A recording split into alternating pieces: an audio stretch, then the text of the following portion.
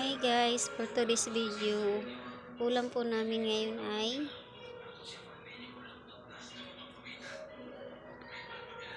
sinigang na baboy. Yun po yung lulutuin ko ngayon for today's video guys. Ayan guys, so halagang 100, kakunti lang guys, so okay na yan basta may ulam.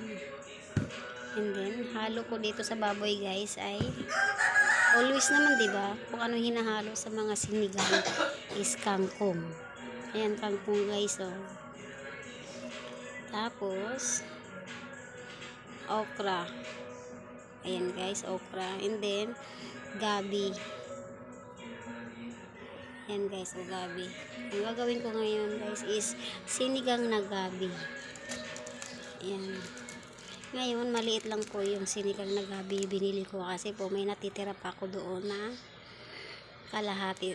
Binili ko ng isang araw guys. Yan, may kamatis, sibuyas, and then siling green. Yan guys. Yung style ng pagluto ko sa aking sinigang na baboy ay lutong murong yan guys. Yung luto po ng murong yan ay may gabi po yun. Malapot po yun guys. Yung ginagawa nila sa gabi guys, dinidikdik nila yung parang dinidikdik nila para yung sabaw ng sinigang is malapot.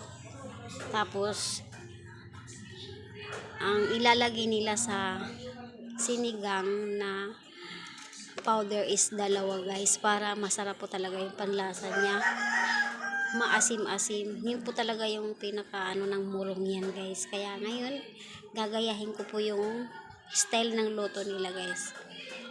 Pasensya na po sa aking mga sangkap ay kakunti lang, hindi po siya kumpleto dahil masyado pong mahal ngayon dito yung bilihin. Alam niyo naman po guys, di ba, mahal ngayon ang bilihin, kaya tipid-tipid tayo guys. Yan, kaya yan lang po, halagang 100. Kasi kanina nagtanong ako sa asawa ko kung ano ulamin namin. Sabi niya hindi niya alam. Ngayon nag-request yung isa kong anak, si Nico. Sabi niya sinigang na baboy. Kaya ayun, tinupad ko yung sabi niya. Kasi hindi na raw siya nakakain ng sinigang na baboy guys. Totally naman po talaga guys, hindi po talaga kami bumibili ng baboy. Hindi po kami nagluluto kasi ayaw ng asawa ko. Kaya pag minsan nag-request yung anak ko, yun, niluluto ko. Yun din yung niya sa akin. Yun din yung sasabi ng asawa ko guys. Na sige, yun ang bilhin.